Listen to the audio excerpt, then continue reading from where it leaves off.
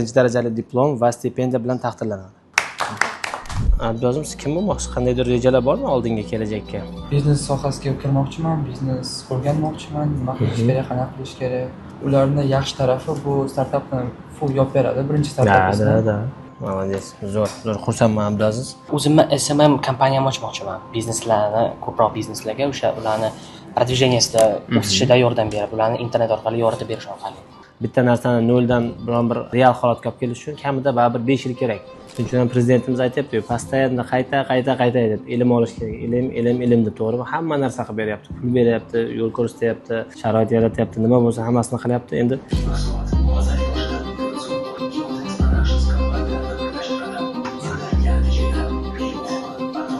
Jizzax shahar birinchi maktab o'quvchilari o'rtasida tashkil etilgan o'quvchi stipendiyasi loyihasida muvaffaqiyatli qatnashib, mart-aprel oylari natijasiga ko'ra Fayzullayeva va Marg'iyona birinchi darajali diplom va stipendiya bilan taqdirlanadi.